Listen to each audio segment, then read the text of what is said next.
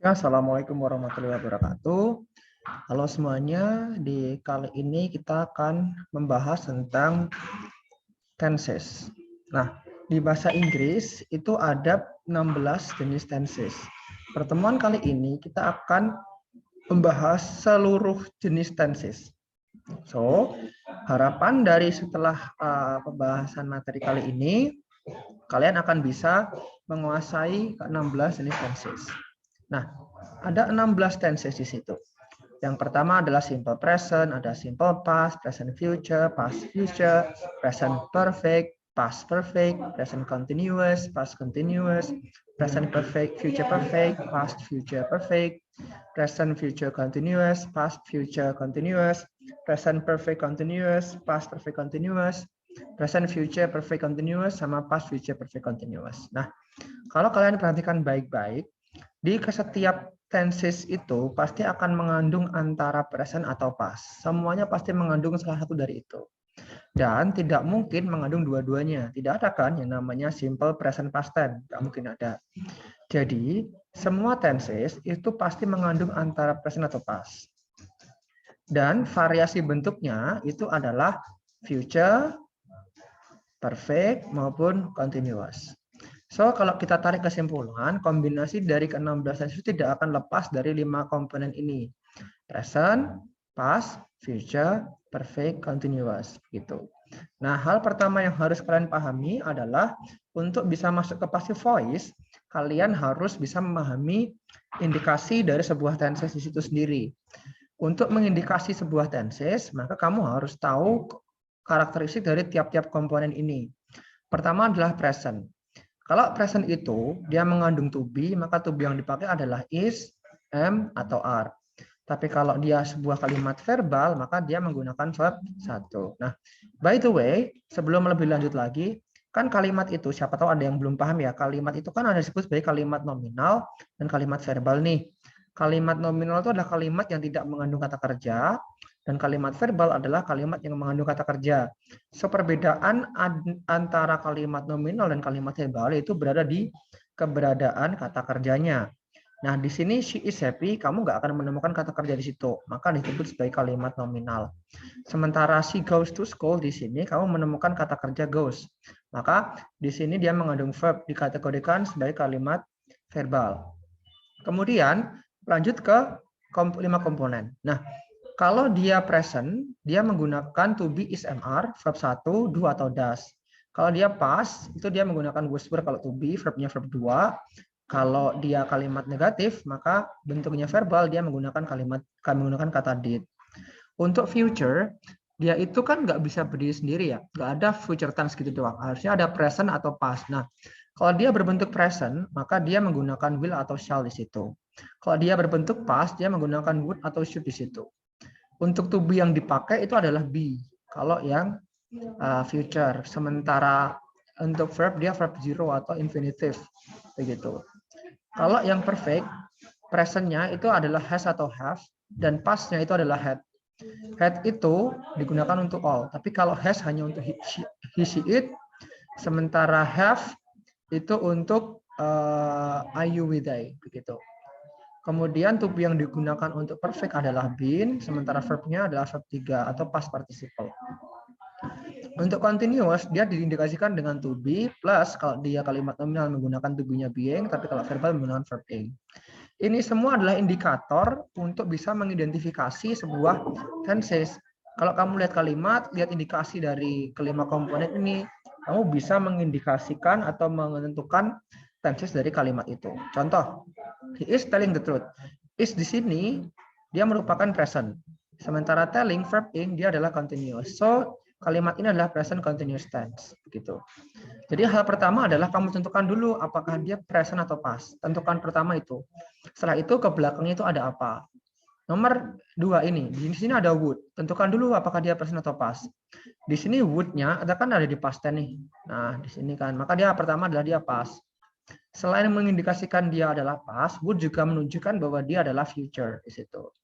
Kemudian have seen, itu kan verb 3 atau participle tuh. Maka kalau have plus verb 3 itu ada di perfect. Maka tenses dari kalimat we would have seen it itu adalah past future perfect tense. Berikutnya, di sini ada would kan. Nah, would di sini adalah menunjukkan kalau dia past, sekaligus menunjukkan kalau dia future. Kemudian have been di sini dia menunjukkan bahwa dia adalah perfect. Sleeping di sini verb ing, maka dia menunjukkan continuous. So they, harusnya they harusnya bukan the. They would have been sleeping itu menggunakan tenses past, future, perfect, continuous tense. Begitu. Nah, ini harus kalian pahami dulu sebelum kalian bisa masuk ke passive voice. Di sebelah sini itu ada dua kalimat nih. Yang kalimat pertama warna biru, kalimat kedua warna merah. Kalimat warna biru itu adalah kalimat yang ditulis menggunakan format kalimat nominal, sementara yang merah itu dibuat menggunakan format kalimat verbal begitu. Jadi he is sad, itu he was sad, kayak gitu adalah semuanya sampai yang paling bawah itu adalah bentuk kalimat nominal. Sementara yang merah itu menggunakan kalimat verbal gitu. Nah, kalau misalkan kalian perhatikan baik-baik, perubahan dari satu tenses ke yang lain itu memiliki pola. Contoh dari present future ke past future itu kan sebenarnya cuma merubah will menjadi would doang. Kalau past perfect ke present perfect ke past perfect tinggal merubah has atau have, berubah jadi had doang. Dan seterusnya begitu. Kamu nanti bisa perhatikan baik-baik, bisa cermati baik-baik. Untuk latihan, coba deh kamu misalkan kalau mau nih, rubahlah kalimat they are happy dan they drink water. Nah, rubahlah dua kalimat ini menjadi bentuk 15 kalimat yang lain. Yang atas ini adalah nominal, yang bawah verbal. Berarti ada 30 bentuk kalimat. Kamu bisa latihan sendiri. Oke, kalau sudah paham tentang kalimat yang mengidentifikasi kalimat berdasarkan tensesnya, maka kalian baru bisa masuk ke passive voice. Nah, di kalimat pasif ini sebenarnya tidak jauh berbeda dengan kalimat pasif di bahasa Indonesia. Kalau katakanlah nih di bahasa Indonesia itu kan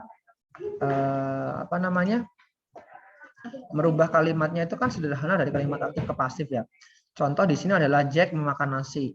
Kalimat pasifnya nasi dimakan oleh Jack gitu. Kalau kamu perhatikan baik-baik, sebenarnya kan ada 3 perubahan sentral. Yang pertama Jack di depan, dia di belakang berubah di belakang. Jack nasi yang di belakang dia berubah ke depan. Itu. Kemudian muncul kata oleh, dan yang terakhir adalah merubah menjadi di. Kata kerja aktif merubah menjadi kerja pasif begitu. So, perubahan sentral itu sebenarnya sama juga dengan aturan atau format yang diterapkan dalam bahasa Inggris.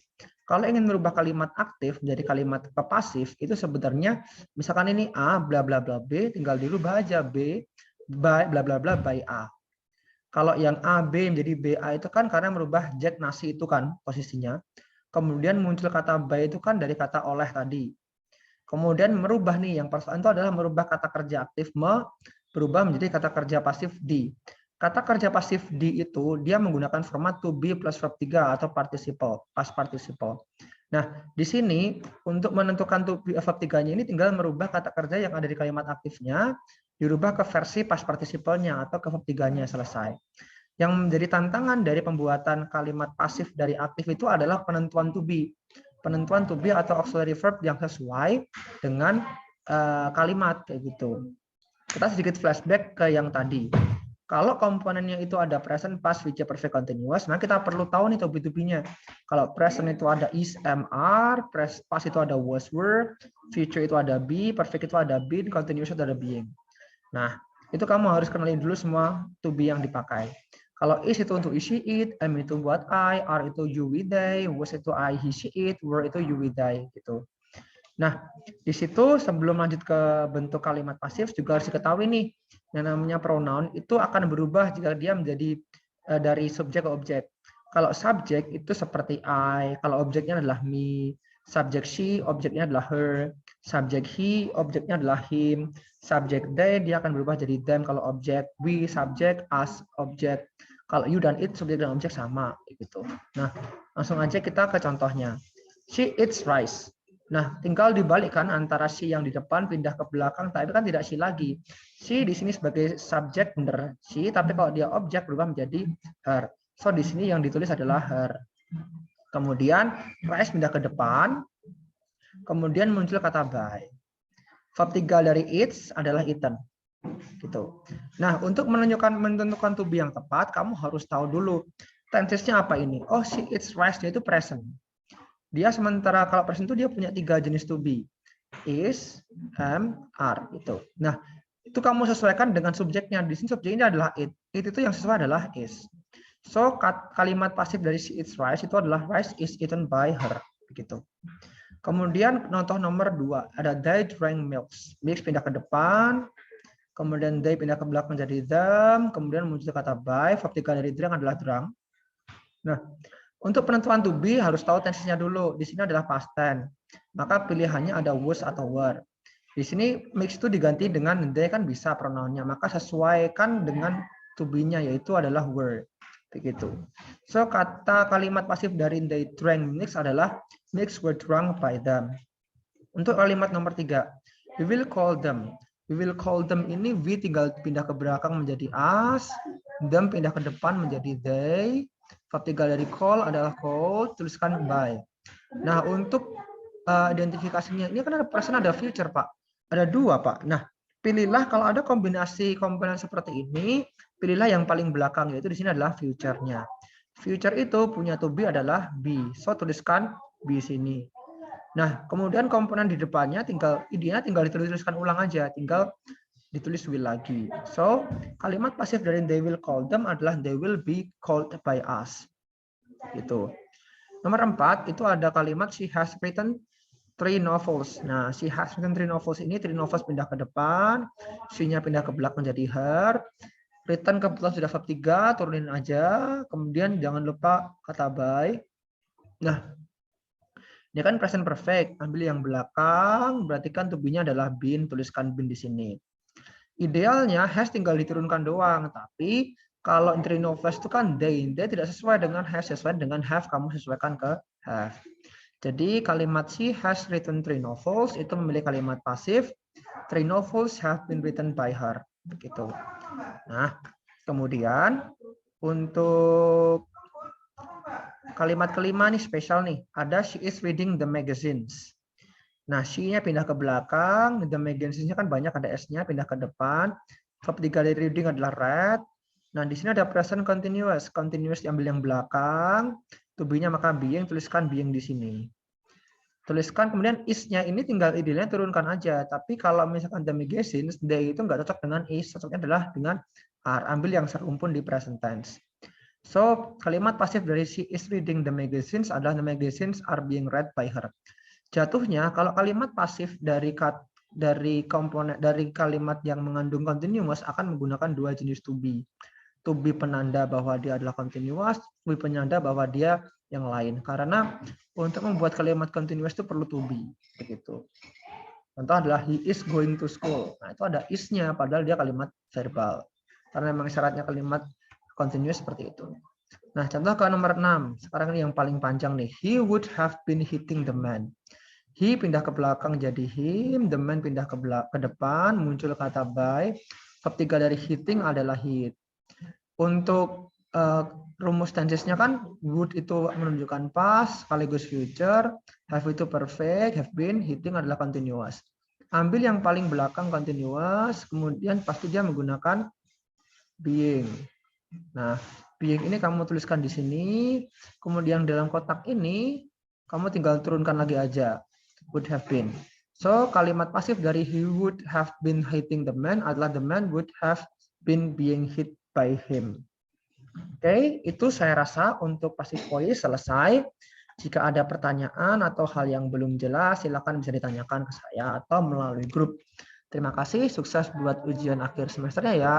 Good luck. Wassalamualaikum warahmatullahi wabarakatuh.